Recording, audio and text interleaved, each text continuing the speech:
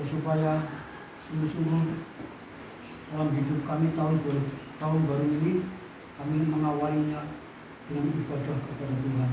Kiranya Tuhan berkenan dan Tuhan memberkati setiap kami.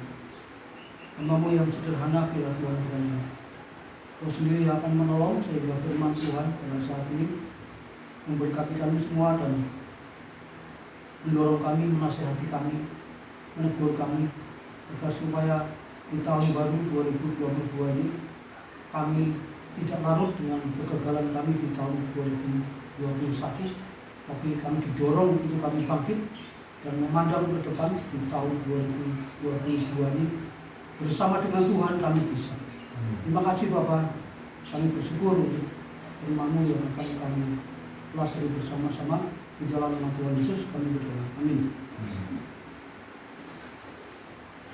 Selamat tahun baru Bapak Ibu yang dikasihi Tuhan. Sugeng warso enggal, bahasa Jawa yang halus gitu ya. Bahasa Banyumasan, selamat tahun anyar, bahasa Banyumas. Kalau bahasa Inggrisnya Merry Christmas. Happy New Year ya. Happy New Year. Bahasa Mandirinya apa ya? Kongsi Fatso ya. Kongsi Fatso. Oh gitu. Ya. Sindu baru, tahun baru. Sindu. Selamat datang tahun yang baru. Ya itu. Ya. Bapak Ibu, dalam hidup kita atau beberapa jam sebelum tahun baru masuk gitu ya, atau pas tahun baru sudah masuk, kita banyak mendapatkan ucapan-ucapan atau kiriman-kiriman ya. Happy New Year, Happy New Year, selamat tahun baru gitu ya. Happy New Year. Happy enggak kira ya? Happy New Year. Tulisannya tuh Happy New Year gitu. Happy itu bahagia, gembira, tahun baru. Ada gembira, ada kegembiraan, ada kebahagiaan di tahun baru. Jadi mari kita melihat bahwa itu bukan sekedar tulisan ya Happy New Year gitu. Selamat tahun baru, tetapi sungguh-sungguh kita itu menjadi berita bagi kita yang sangat luar biasa. Nah Bapak Ibu, terus terang saja memang kaitannya dengan tahun baru itu kemarin tanggal 1 Januari, saya secara pribadi ini saya merasa satu bahagia tersendiri gitu ya. Ada kebahagiaan tersendiri. Karena saya lulus SMA itu tahun 1986. Jadi sudah kurang lebih 35 tahun yang lalu itu saya tidak ketemu dengan teman-teman sekolah saya dulu. Dulu ada 37 ya. Satu kelas ada 37. SMA Taman Madia Karanganyar gitu, Karanganyar SD. Nah kemarin tanggal 1 itu saya akhirnya semacam bertemu ya dalam grup itu, dan saya dimasukkan ke grup. Kalau akhirnya teman-teman itu pada ikut saya semua. Halo, selamat bergabung. Jadi sudah 35 tahun itu tidak ketemu, lalu kemudian mendengar suaranya dan membaca WA-nya itu sepertinya ketemu gitu. Dan sepertinya saya dibawa ke 35 tahun yang lalu, dan saya masih ingat dalam memori saya. Oh ini Endang kayak gini wajahnya, ini Kasman seperti ini wajahnya, ini Sakirman seperti ini wajahnya, Salamun seperti ini, Joko seperti ini, dan yang lain-lain. Saya masih ingat memori wajah-wajah mereka waktu itu. Ya. Dan ketika saya melihat ikon di grup itu, wah mereka sudah berubah semua wajahnya, sudah berubah semua, sudah jadi ibu-ibu semua, sudah jadi bapak-bapak semua. Nah, salah satu teman saya menelpon saya. Memang saya itu waktu di sekolah itu namanya bukan Benny, Jadi Eko Hastings gitu. Jadi saya di sekolahan dikenal nama Eko Hastings gitu. Oh, kamu ngajak bayi dari dulu ya kayak gitu. Kamu ngajak bayi gitu. Apa iya? Gitu. Iya kok. Gitu. Sehat malah ya? Iya sehat gitu. Karena teman saya nyari saya di Seruang itu tanya-tanya dengan nama Berni. Aku berarti kowe orang nama lho, orang nasi kenal karo kowe jangan Eko Hastings gitu. Iya, saya semua itu mengenal saya itu dengan nama Benny, cari aja, tanya aja nama Benny itu pada tahu semua. Jadi saya sangat berbahagia sekali ketemu dengan teman-teman saya itu yang 35 tahun yang lalu. Itu betul satu kebahagiaan yang tersendiri bisa ketemu dengan teman sekolah satu kelas itu luar biasa. Nah, Bapak Ibu yang dikasih oleh Tuhan Yesus Kristus, ya semuanya ini terjadi karena tidak terpisah dari peranan HP, peranan Android itu. Tanpa adanya Android mungkin sulit akan ketemu ya, walaupun dalam grup, walaupun secara virtual sulit.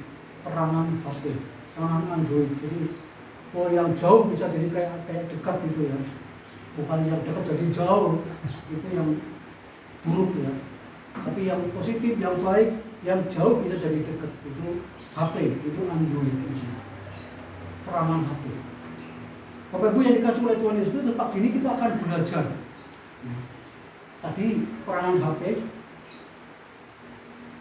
lalu kita akan masuk dalam pelajaran kita atau firman Tuhan, yaitu peranan kasih karunia. Kita belajar tentang peranan kasih karunia. Tadi peranan HP Android itu bisa menyatukan, bisa mendekatkan, bisa mempertemukan orang yang jauh 35 tahun nggak ketemu, bisa jadi ketemu. Itu peranan. Nah, bagaimana peranan kasih karunia Allah? Mari kita akan lihat pada pagi hari ini dari kitab Titus pasal 2 ayat 11 sampai dengan ayat yang ke-15. Titus pasal 12, maksud saya Titus pasal 2 ayat 11 sampai ayat 15. Saya akan bacakan semua dan Bapak Ibu semuanya menyimak. Kasih karunia Allah menyelamatkan semua manusia. Karena kasih karunia Allah yang menyelamatkan semua manusia sudah nyata. Ia mendidik kita supaya kita meninggalkan kefasikan dan keinginan-keinginan duniawi, dan supaya kita hidup bijaksana, adil, dan beribadah di dalam dunia sekarang ini, dengan menantikan penggenapan pengharapan kita yang penuh bahagia dan penyataan kemuliaan Allah yang maha besar dan juru selamat kita Yesus Kristus, yang telah menyerahkan dirinya bagi kita untuk menebus kita dari segala kejahatan dan untuk menguduskan bagi dirinya suatu umat kepunyaannya sendiri yang rajin berbuat baik. Beritakanlah semuanya itu, nasihatilah dan yakinkanlah orang dengan segala kewibawaanmu. Janganlah ada orang yang menganggap engkau rendah. Bapak Ibu yang dikasih oleh Tuhan Yesus Kristus, dalam perjanjian lama kasih karunia itu dipakai kata ken, K-H-E-N. Artinya itu perbuatan atasan atau superior kepada bawahan atau inferior. Mungkin perbuatan Tuhan itu kepada bawahan, yaitu kepada manusia yang berdosa.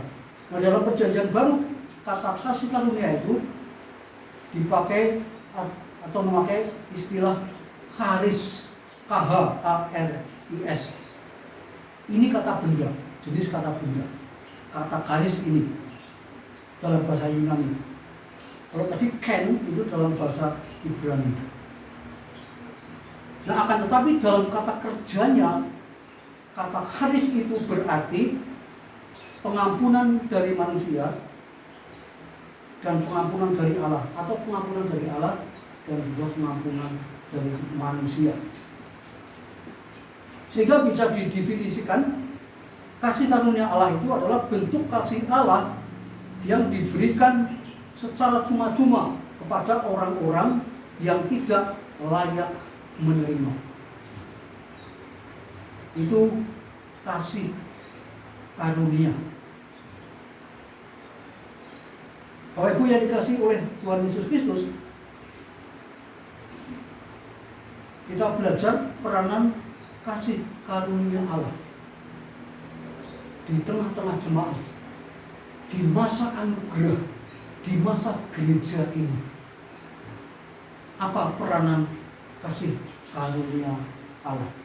Dalam ayat yang ke-11 di situ dikatakan, karena kasih karunia Allah yang menyelamatkan semua manusia sudah nyata. Bapak Ibu, kasih karunia Allah itu sangat penting. Kasih karunia itu sangat penting. Mengapa kasih karunia Allah itu penting? Karena kasih karunia Allah itu memiliki peranan yang sangat luar biasa. Nah, peranan yang pertama kasih karunia Allah itu adalah ayat yang ke-11 itu. Karena kasih karunia Allah yang menyelamatkan semua manusia sudah nyata. Peranan yang pertama kasih karunia Allah itu adalah menyelamatkan. Tadi dikatakan itu dalam bahasa Ibrani, kata ken itu artinya perbuatan dari atas kepada bawahan. Jadi peranan kasih karunia yang pertama di sini adalah menyelamatkan. Jadi perbuatan Allah, perbuatan Tuhan itu menyelamatkan orang-orang yang berdosa. Jadi kasih karunia itu menyelamatkan. Beberapa waktu yang lalu saya pernah menyampaikan firman Tuhan juga, bahwa keselamatan itu adalah kasih karunia. Artinya keselamatan itu pemberian dari Tuhan. Pemberian dari Tuhan, pemberian yang gratis. Itu mengapa pemberian? Mengapa diberi? Karena manusia tidak dapat membeli, karena manusia tidak dapat mengusahakannya. Itu seperti itu. Sangat tidak bisa, sangat mustahil. Maka dari itu harus ada yang menyelamatkan, harus ada yang mengambil, ya. Harus ada yang membeli manusia, budak-budak dosa itu dari pasar dosa. Jadi yang pertama adalah menyelamatkan. Kalau Ibu, kasih karunia itu di masa sekarang ini, masa gereja atau masa anugerah, itu sungguh-sungguh sangat penting bagi kita semua. Jadi dalam nats bacaan kita dikatakan bahwa Allah itu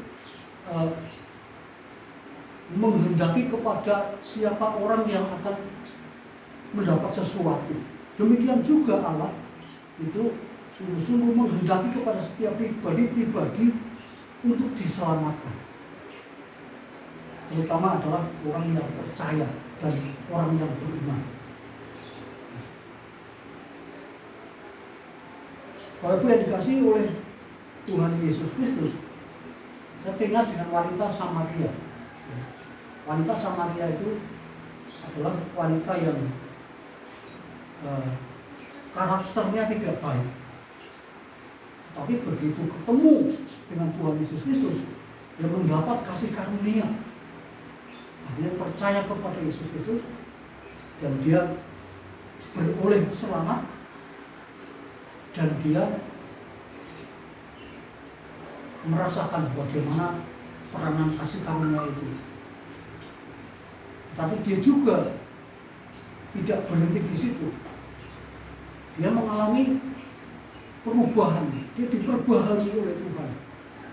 Tidak cukup sampai di situ, dia kemudian memberitakan gitu. Jadi diselamatkan, lalu diperbaharui, dan juga dia memberitakan.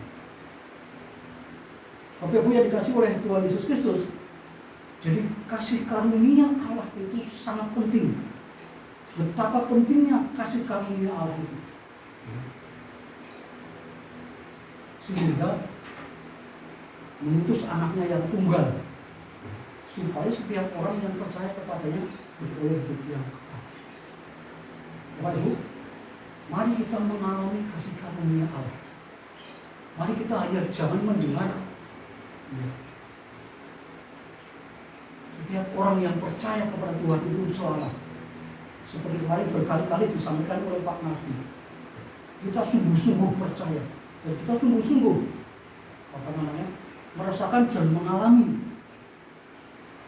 keselamatan yang daripada Tuhan itu, yaitu sejak dengan percaya Yesus Kristus. Orang itu sudah mengalami keselamatan, terus sampai dengan nanti bersama dengan Tuhan. Jadi keselamatan itu mulai sejak kita percaya Yesus pertama kali, lalu berproses terus-menerus lahir baru, terus menjadi manusia baru, mengenal manusia baru, sampai kepada puncaknya nanti kita bersama dengan Tuhan. Itu keselamatan. Mari kita rasakan. Jangan hanya sekedar jadi berita, tetapi sungguh-sungguh kita alami. Sungguh-sungguh kita alami. Karena keselamatan ini, kalau kita sudah mengalami, nanti proses selanjutnya itu kita juga akan alami juga. Jadi ada 3 hal yang kita akan pelajari pada hari ini berkaitan dengan kasih karunia Allah. Jadi peran yang pertama kasih karunia Allah itu adalah menyelamatkan. Sudah titik. Menyelamatkan. Artinya kita diselamatkan dari murka Allah. Dan kita bersama dengan Tuhan dalam kerajaannya. Sejak kita percaya Yesus pertama kali. Masih hidup di dunia ini, kita sudah memiliki keselamatan. Kita sudah merasakan keselamatan. Itu. Mari kita renungkan. Sejauh mana Bapak Ibu merasakan keselamatan itu? Itu akan mempengaruhi langkah-langkah selanjutnya. Yang kedua, peranan kasih karunia Allah itu adalah ayat 12 sampai ayat 13.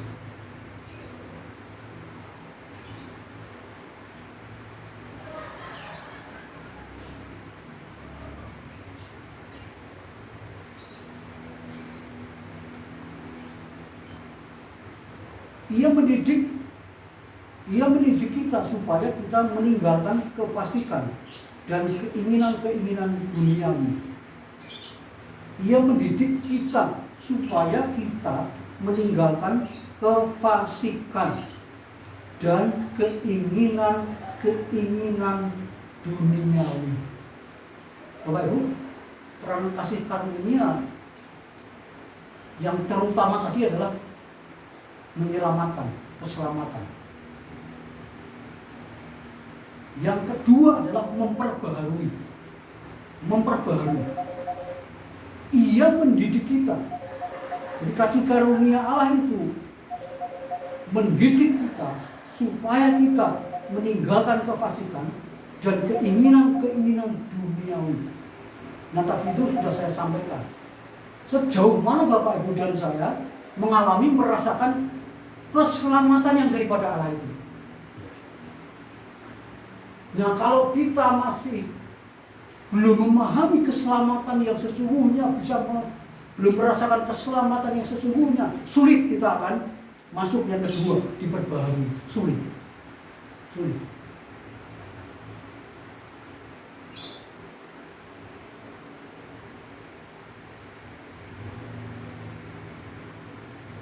Sulit sekali untuk meninggalkan kefasikan.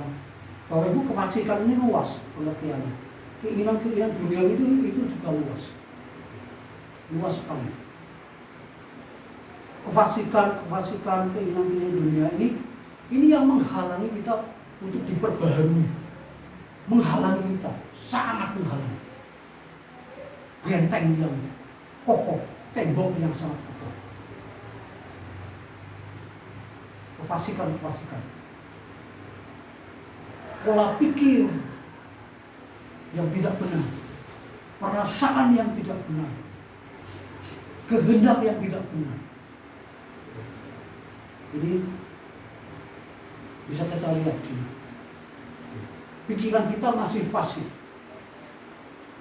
perasaan kita negatif, kehendak kita, kemauan kita dalam kehidupan sehari-hari sebagai orang yang sudah diselamatkan itu masih kuat.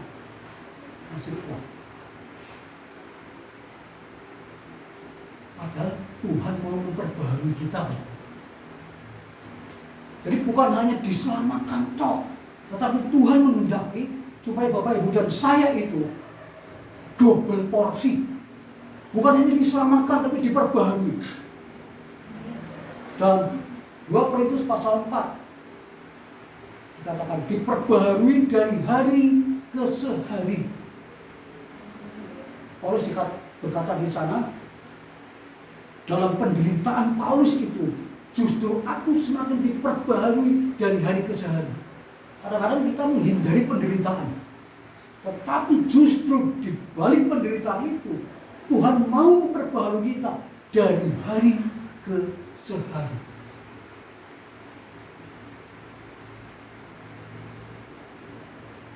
Jadi yang kedua adalah perangnya itu memperbaharui Bapak Ibu dan saya. Ini kasih karunia, ini masa gereja, ini masa anugerah, ini kesempatan yang luar biasa.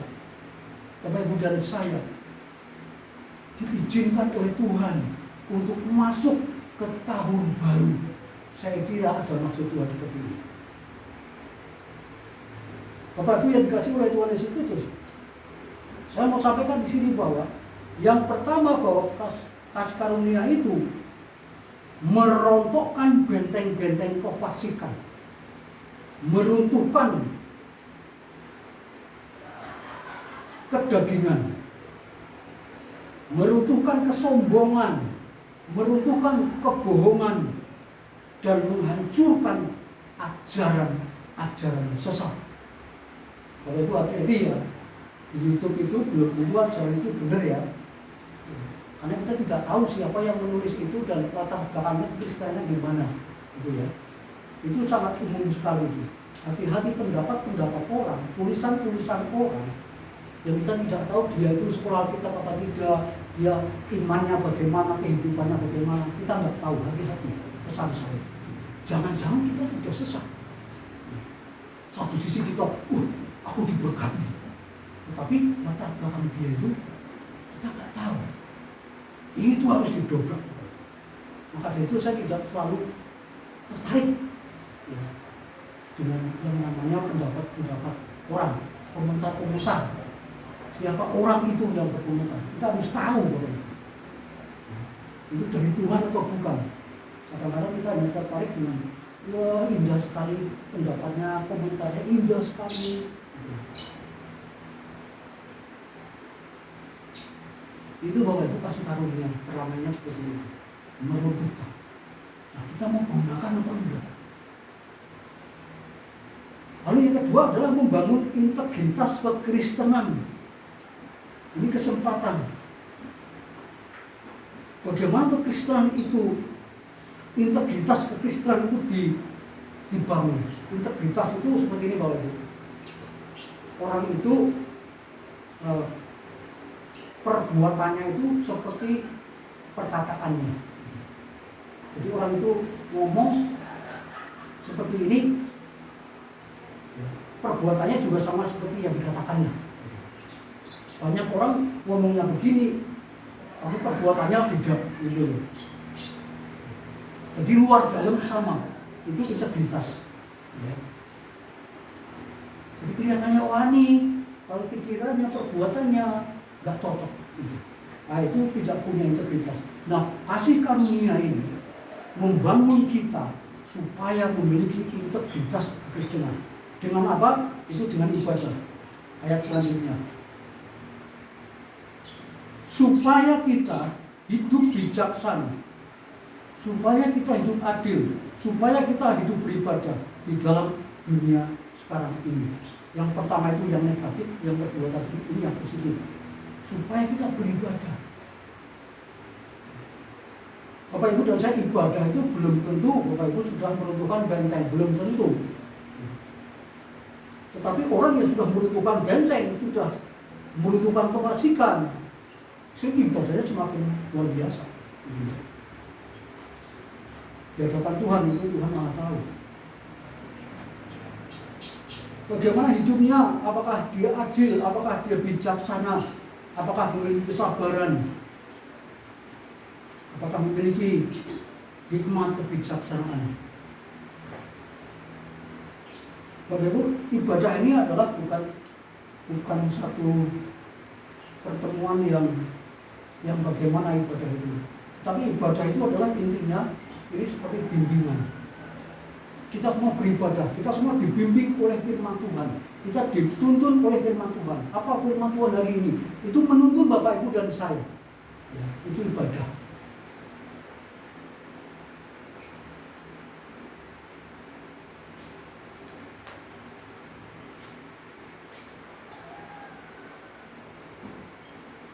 Nah, keselamatan itu setiap kali itu gratis Bapak Ibu diberikan. Tetapi untuk diperbaharui ini perlu usaha kita. Kemarin itu loh, Sakeus. Perlu usaha, perlu perjuangan gitu. Kalau keselamatan tidak perlu perjuangan, hanya percaya kepada Yesus Kristus saja, mencari Yesus, ketemu Yesus diselamatkan. Tapi untuk selanjutnya diperbaharui itu perlu perjuangan kita juga, dan perjuangan yang luar biasa, karena kita harus menekan egois, kita harus menyelesaikan kemarahan, kita harus menyelesaikan segala hal yang sudah jadi benteng di dalam hidup kita. Itu sesuatu yang sangat luar biasa. Bapak Ibu, yang pertama menyelamatkan umat, yang kedua memperbaharui umat.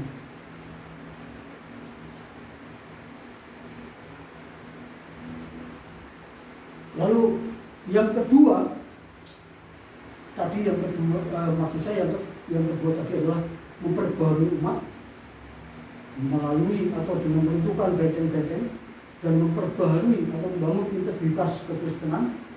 Lalu yang ketiga, mendorong umat untuk berbuat rajin, berbuat kebaikan. Ayat 14, yang telah menyerahkan dirinya bagi kita untuk membebaskan kita dari segala kejahatan dan untuk menguduskan bagi dirinya suatu umat kepunyaannya sendiri yang rajin berbuat baik. Bapak Ibu dan saya ketika diperbarui, hasilnya Bapak Ibu menjadi rajin berbuat baik, rajin berbuat baik, semangat berbuat baik. Pokoknya ada yang mendorong saya untuk saya berbuat baik, untuk saya menolong, untuk saya berbuat baik. Itu menjadi rajin kalau jadi berbahagia. Kadang-kadang kita belum diperbarui tapi rajin. Tapi orang yang sudah diperbarui lebih rajin lagi.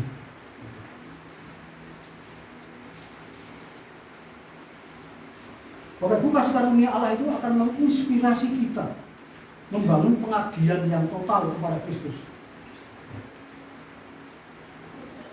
Karena Kristus sudah menyerahkan nyawanya bagi kita, jadi kita juga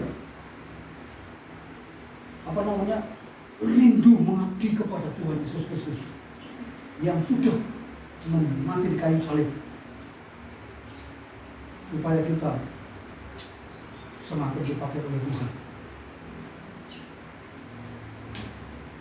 Jadi itu Bapak Ibu, yang pertama adalah peranannya, kasih karunia itu menyelamatkan. Yang kedua, kasih karunia itu memperbaharui. Yang ketiga, kasih karunia itu peranannya adalah memanggil umat untuk memberitakan kasih karunia itu. Ayat 15. Beritakanlah semuanya itu, nasihatilah dan yakinkanlah orang dengan segala kewibawaan. Janganlah ada orang yang menganggap engkau rendah. Bapak Ibu yang kasih Tuhan, Titus pada waktu itu, pada waktu menerima surat Titus ini dari Rasul Paulus yang menulis ini, Titus pada waktu itu masih muda sekali. Dan Titus pada waktu itu menggembalakan jemaat di Pulau Kreta. Dan surat penggembalaan ini, surat Titus ini ditujukan untuk Titus, anak muda yang melayani, yang menggembalakan orang-orang tua juga, seperti itu. Jadi Paulus berkata di sini, janganlah ada orang yang menganggap engkau rendah. Kalau orang tua itu menganggap orang-orang muda itu rendah. Istri saya waktu mengunjungi ayahnya, kowe kan uyuhku, gitu. Kamu itu air kencing saya, kamu ngidi saya, itu kan menganggap rendah. Kebanyakan kayak gitu. Ada anak muda menasihati orang tuanya, kowe kan uyuhku, masa kowe menasihatinya, gitu. Orang yang sudah tua susah dinasihati. Apalagi anak muda yang masih muda. Wah, itu sepertinya sia-sia saja. Tetapi itu keliru, gitu ya. Siapapun dia anak muda, kalau dia rohaninya luar biasa, layak didengar. Seperti Titus, dia pelayan di Pulau Kreta, melayani orang-orang yang sudah tua. Dan Paulus berpesan, jangan sampai engkau dipandang rendah karena engkau masih muda. Jadi berita ajaran Tituslah itu yang harus didengarkan. Bukan Titusnya yang muda, masih muda, tetapi ajarannya, kebenaran yang disampaikan oleh Titus itulah yang harus didengar oleh orang-orang di Pulau Kreta itu. Bapak Ibu yang dikasih oleh Tuhan Yesus Kristus, setelah Bapak Ibu diperbaharui, ini harapan kita. Langkah selanjutnya Bapak Ibu dipanggil oleh Tuhan untuk memberitakan kasih karunia itu, diberitakan kepada yang lain. Lalu kita dengan menasehati, lalu dengan meyakinkan kasih karunia itu, gitu. Jadi kasih karunia Allah yang diberikan kepada kita itu bukan dikasihkan begitu saja, bukan. Tetapi